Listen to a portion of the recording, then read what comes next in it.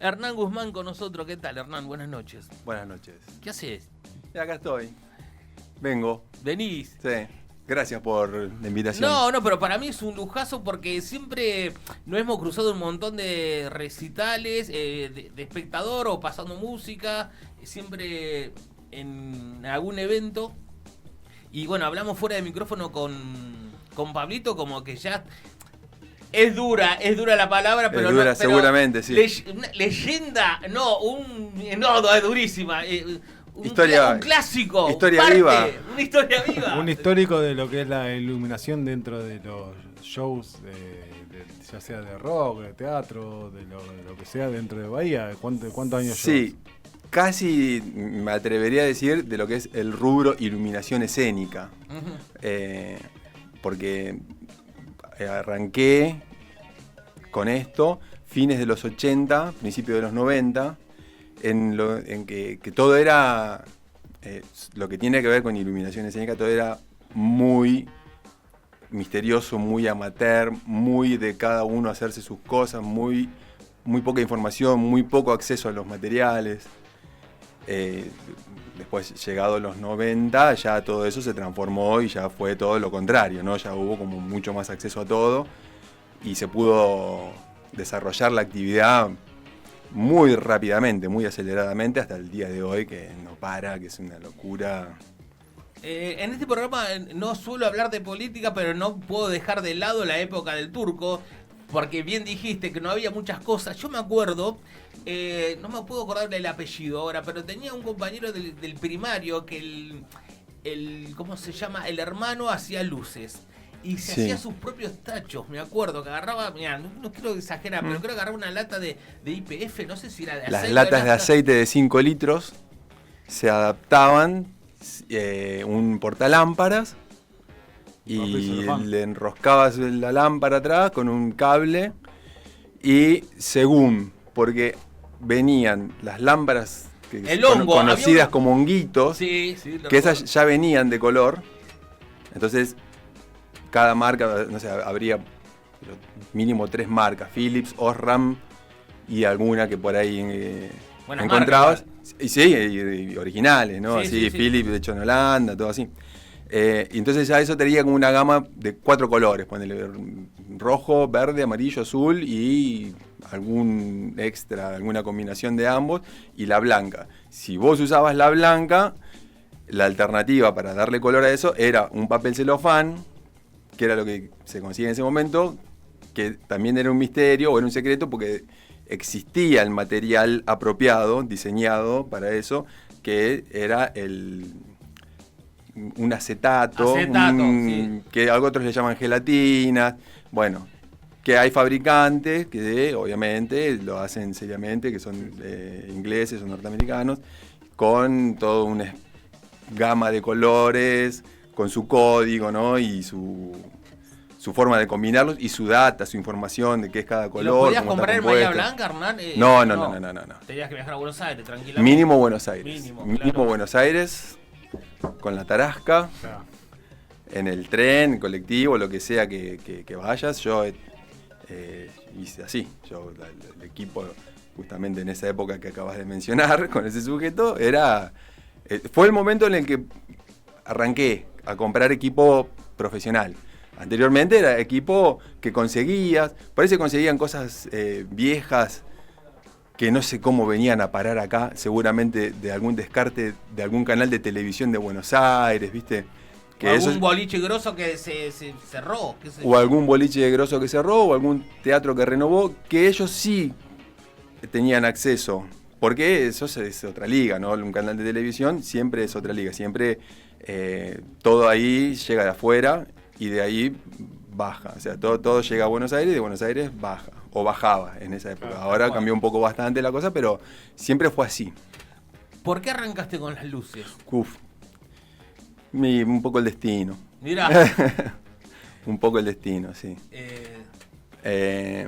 ¿Y cómo eran los controladores en esa época cuando arrancaste? Bueno, pero me están mezclando las preguntas. Estamos preguntándole al señor Guzmán cómo arrancó su inquietud por la luz. Porque la inquietud por la luz viene después de haber arrancado con la luz.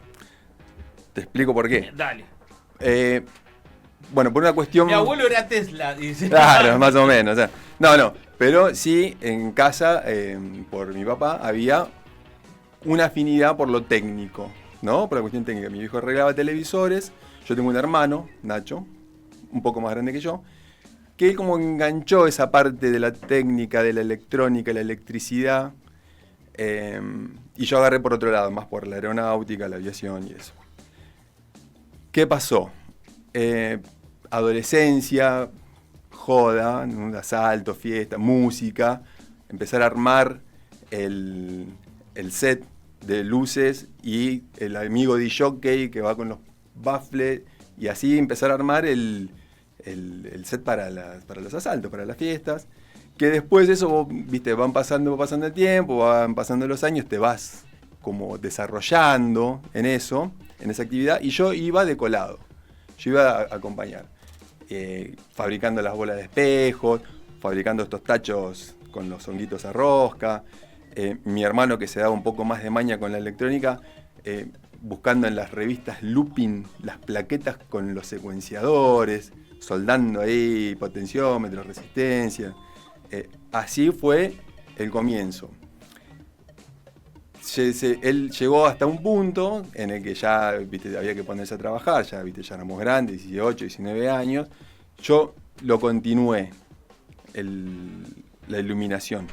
Pero yo tenía afinidades y amistades de la música, de tocar. Ajá. Entonces, lo que fue en un momento la fiesta de DJ se empezó a fusionar con fiestas con bandas que tocaban en vivo. Estoy hablando de allá, en las fiestas de El Normal, ¿viste? Sí, la legendaria, por Dios. Legendarias esas fiestas, bueno. Pablito iba a hacer rostro ahí, sí, yo me acuerdo de esa, con el buzo de Mickey. Bueno, puedo tirar nombres de bandas, sí, como para que va a desempolvar La Corchea Salvaje, Los Lanzallamas. Bueno, ¿viste? De ahí viene. Finales de los 80, principios de los 90. Finales de los 80, principios de los 90. Y un poco también el auge de la movida del rock. O sea, la iluminación, me encuentro con la iluminación y se despierta el interés por la iluminación a través del rock. Punto. Eso no hay, viste, no es que la fotografía, el cine. No. Sí, también, pero es el rock, es ese complemento, esa carga de atmósfera que se le da al artista en escena. Eso es lo que me despertó.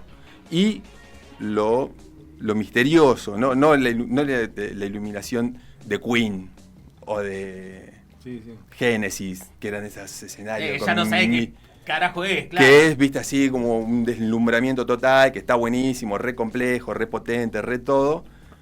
Pero lo que a mí me atraía era el contraluz en la bocha de Luca Prodan, qué sé yo, claro, ¿viste? Claro. O sea, era por ahí. Había un poquito más de, no sé si de arte, un poquito más, no tuyo. Con ese ejemplo que diste, que querías enfocar al cantante, darle o generarlo en el escenario. Sí, apoyar eso, reforzar eso.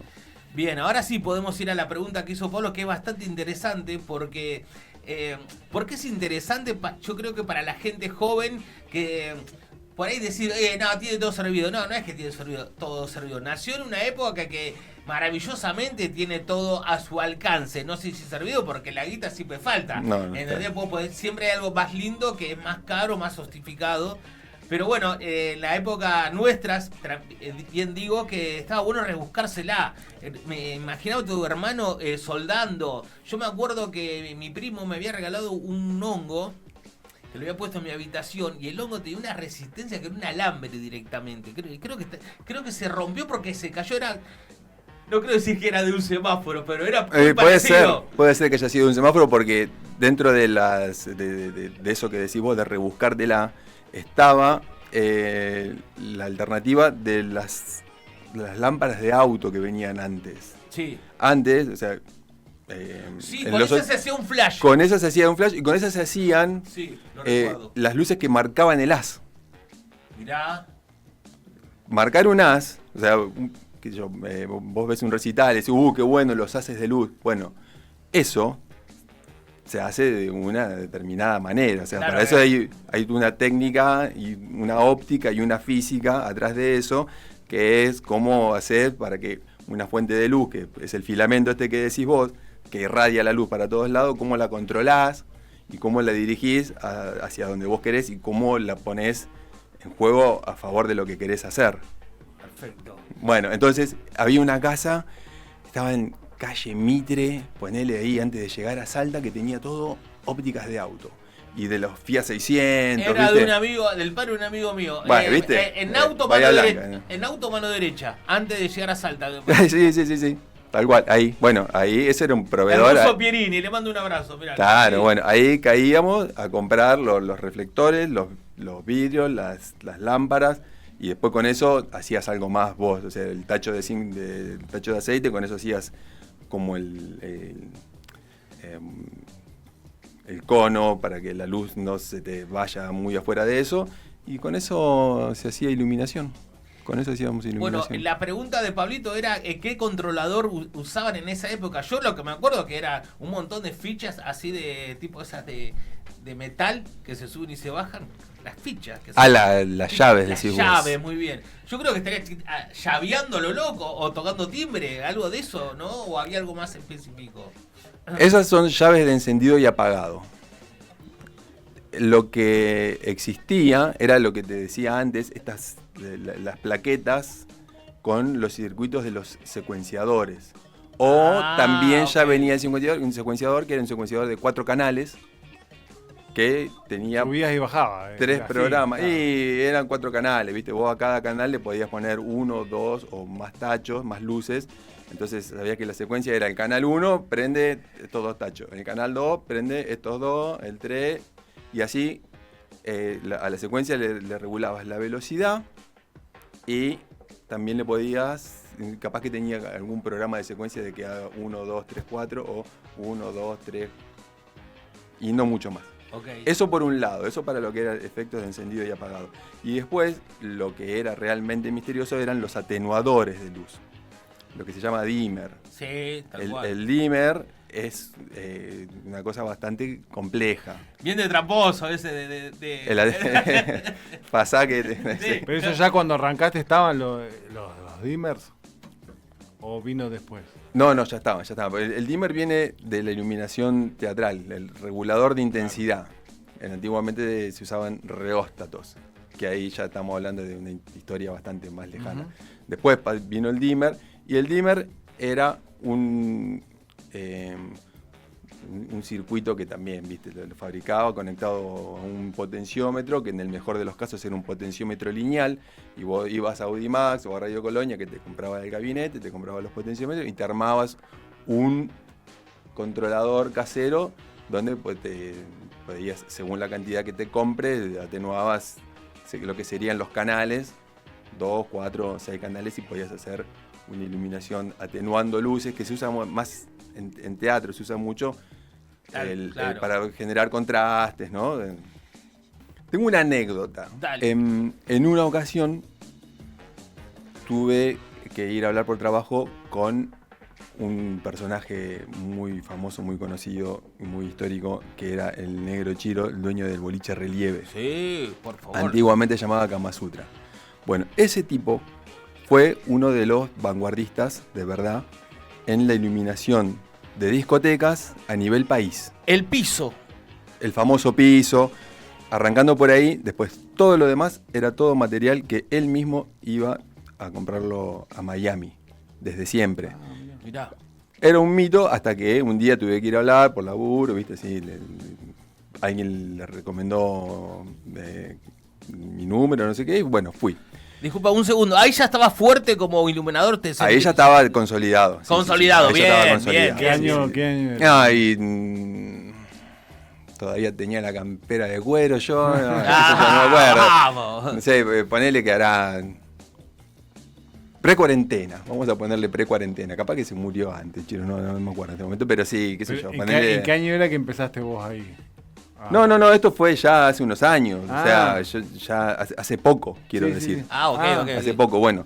Entonces, charlando de iluminación, me cuenta antes el boliche se llamaba Kama Sutra y después esa parte no me la acuerdo por qué cambió de nombre, cambió a Relieve.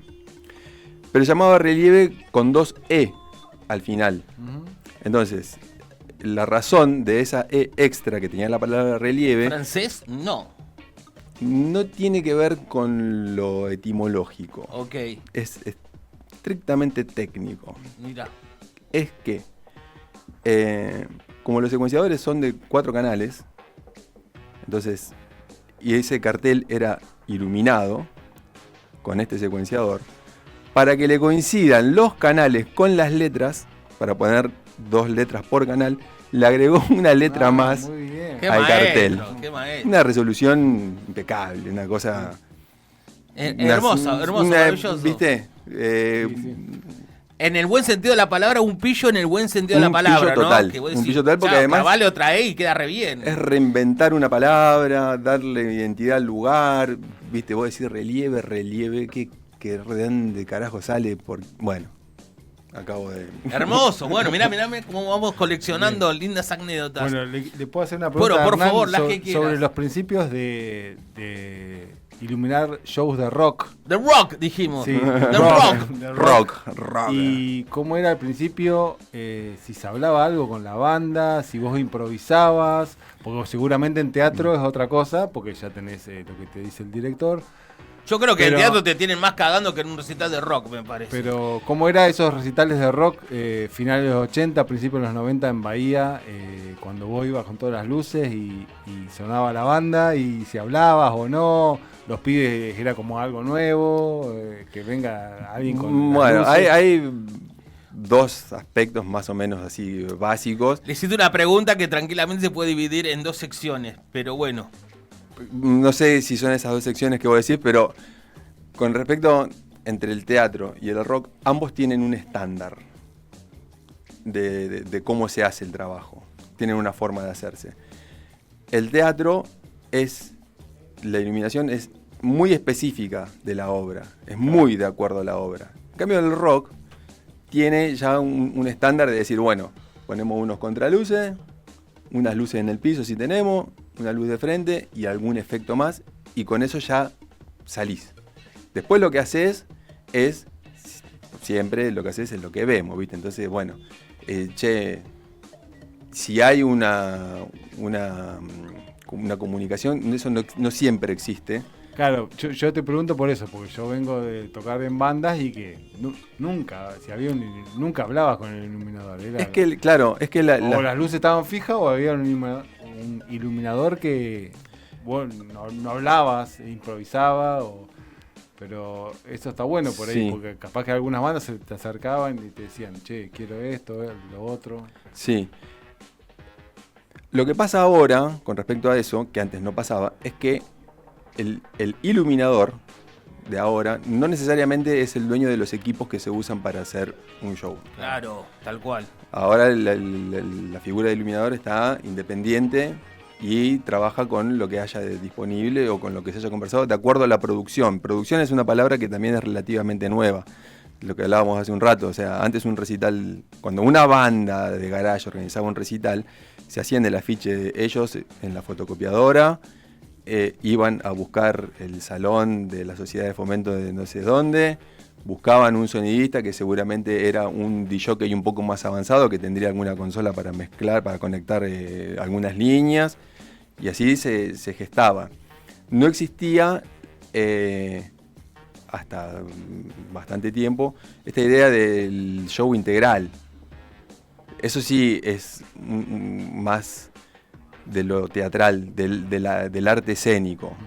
O sea, no estuvo fusionado de entrada. Entonces, lo que pasaba en un recital de esas características era que si había luces, era un extra que estaba buenísimo ya de por sí y ya no es que no hacía falta, sino que no se buscaba una coordinación porque ya era un quilombo bárbaro, ¿viste? Decir, bueno, tocamos, tenemos sonido, va a haber luces, y va a haber luces era ser millonarios, ¿entendés?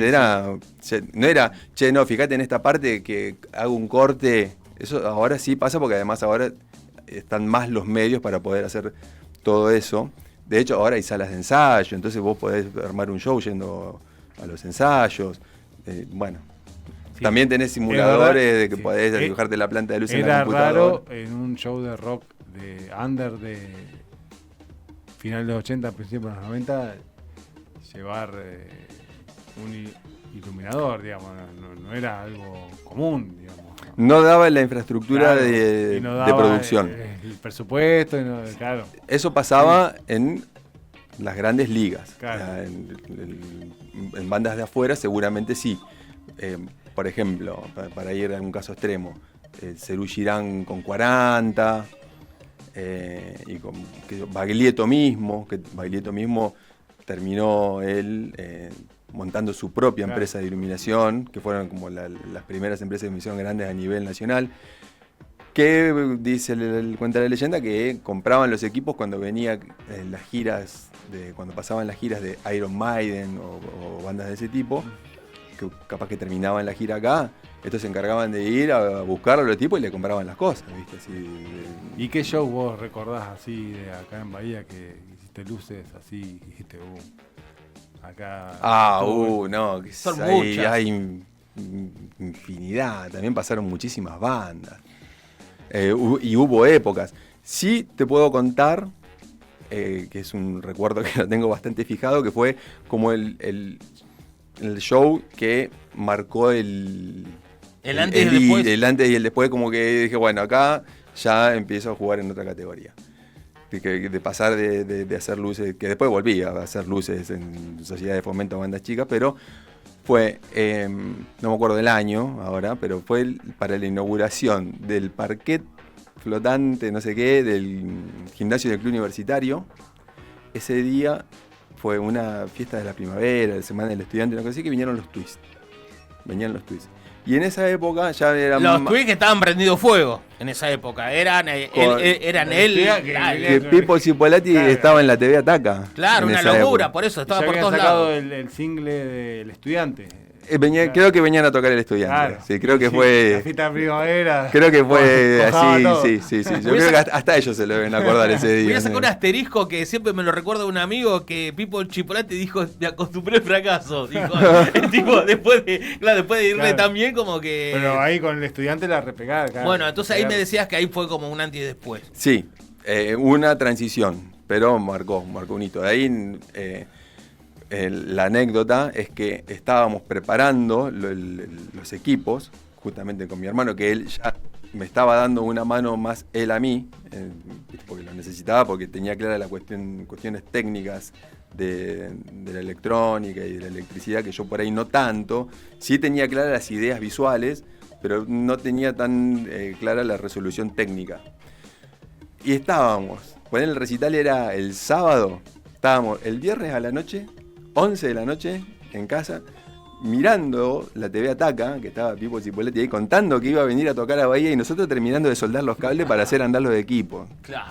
¿Entendés? Y al otro día, ir a la mañana con todos los trípodes, los tachos, la consola esta hogareña, a un escenario grande en un gimnasio, que al principio estábamos solos nosotros desde las, qué sé yo, ponele 10 de la mañana que llegamos, y a las 9 de la noche se llenó a tope, había, no sé, como 3.000 personas, qué sé yo, no sé cuánto había, y era todo un desborde total, porque yo digo, estoy haciendo la iluminación para los twists, toda esta gente está viendo, o sea, era una moto gigante que estaba en marcha, y salió un fiestón tremendo, salió buenísimo. Se nota en lo poco que te conozco que sos un tipo tranquilo. No, obviamente todos deben tener nuestra locura, decir, uy, qué estrés.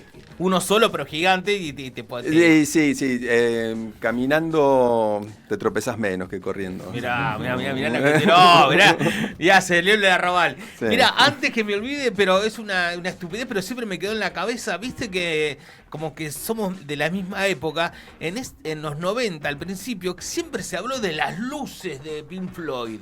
Ah, claro. Siempre como que parecía más las luces que la banda en un momento. Me acuerdo que lo que más tengo acá en la memoria es un círculo gigante claro, con luces así, y no sé si no tenía una pantalla en el medio. Y láser. Ahí está.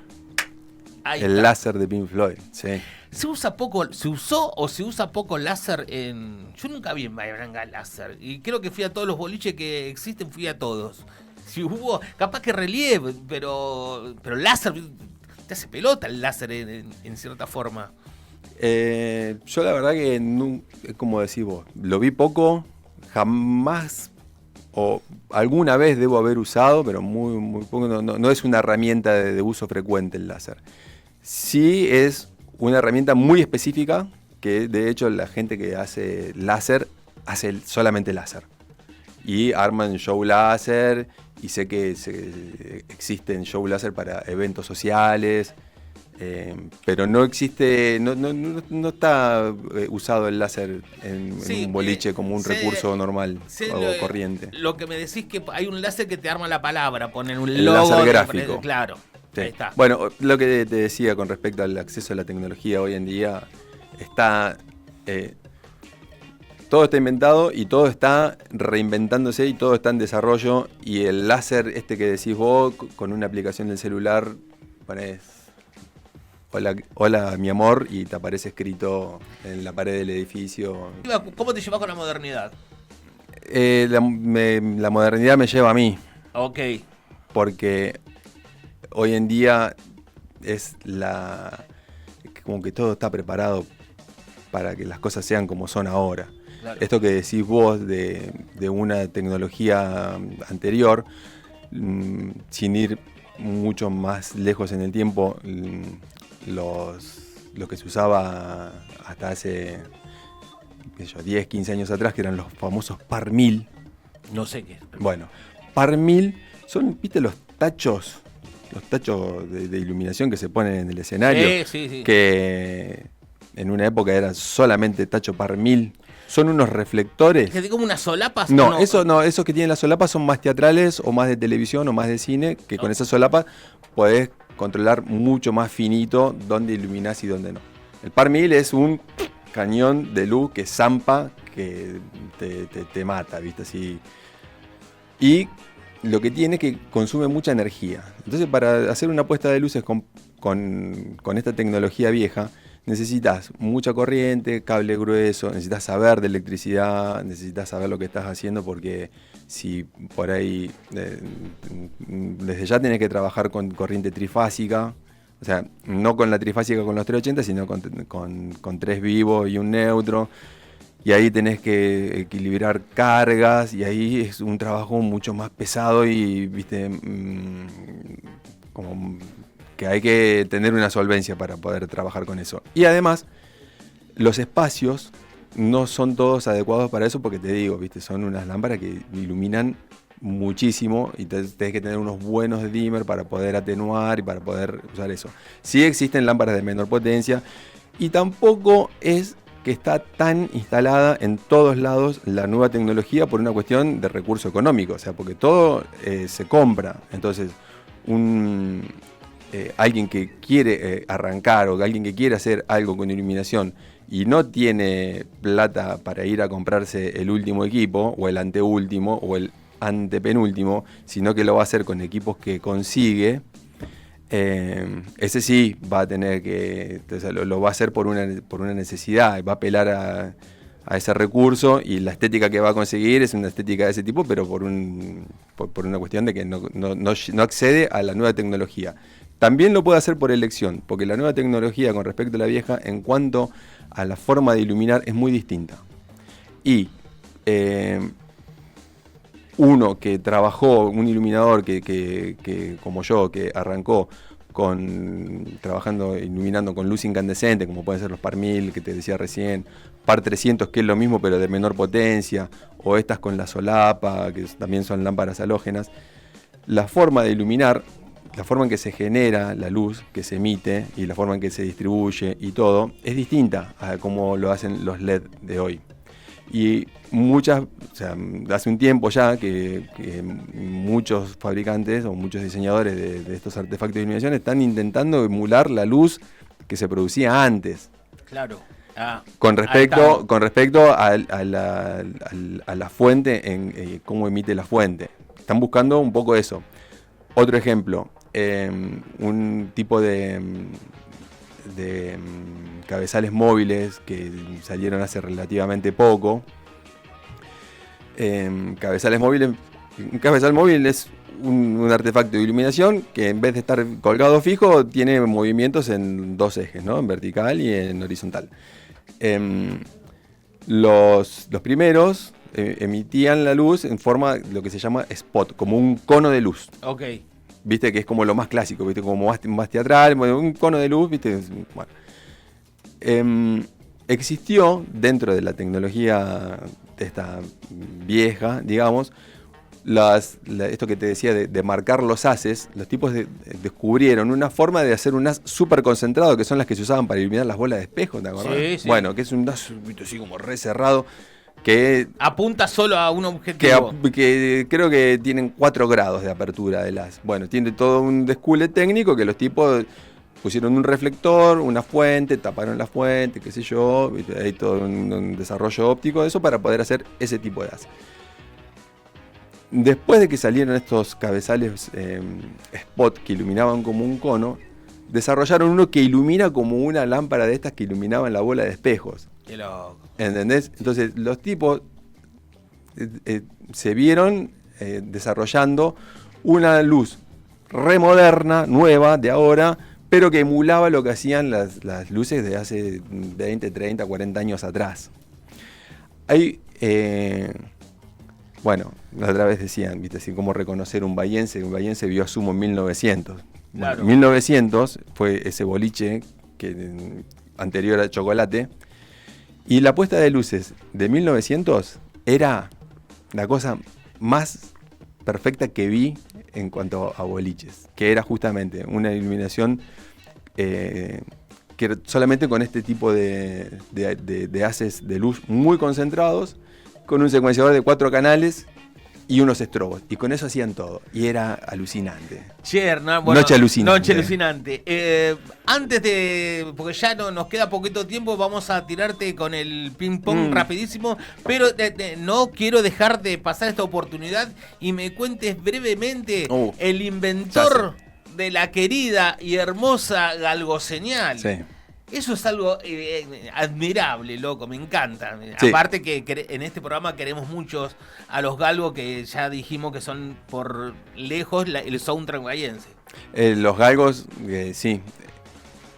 Como un poco parte de la motivación de hacer luces siempre es con el artista con el que vas a trabajar.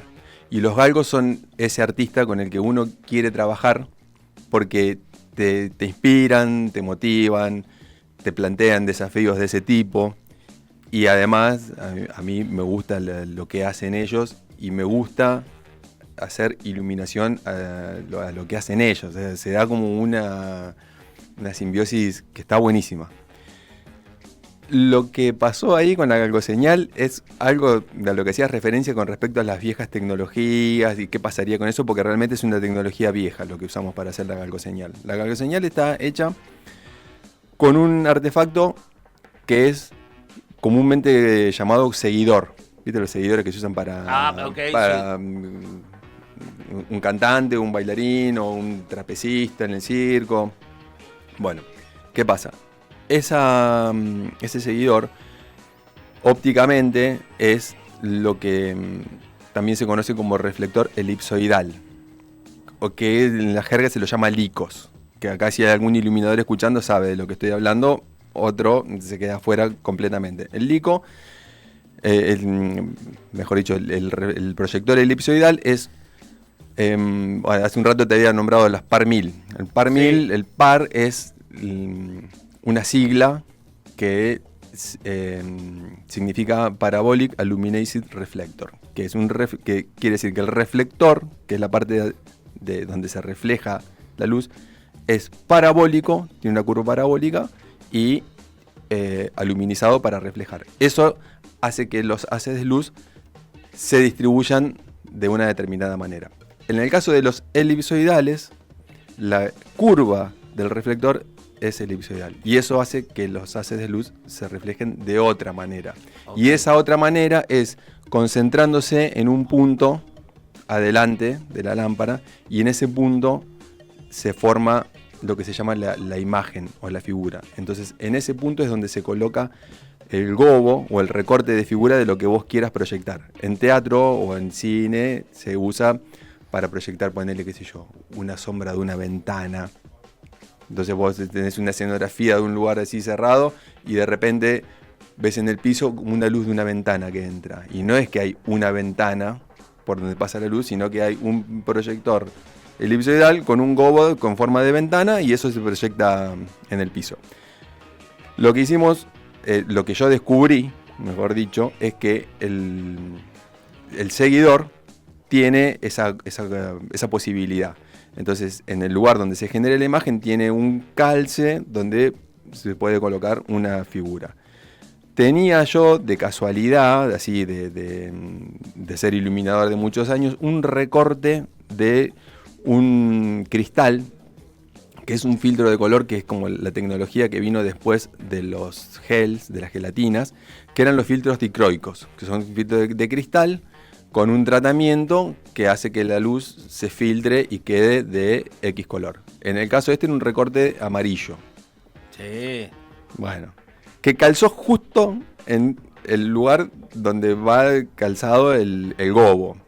Entonces, con Peto, que es gráfico, diseñador gráfico, vino un día, nos juntamos y me dice, bueno, a ver, yo lo que necesito para que esto funcione es, en este cristal, dibujar la silueta del galgo y probar, prenderlo y probar a ver qué hace, porque ya viste el filtro, ya trabajaba como filtro, perfecto, había que hacerle la figura. Bueno, hicimos una máscara, pintamos, trabajo así artesanal y salió andando perfecto. O sea, yo sabía que iba a funcionar porque tenía la lógica de eso, pero bueno, había que hacerlo. Dio la casualidad que tenía el seguidor, dio la casualidad que tenía el filtro, dio la casualidad que Peto es diseñador gráfico y bueno, y lo hicimos y salió...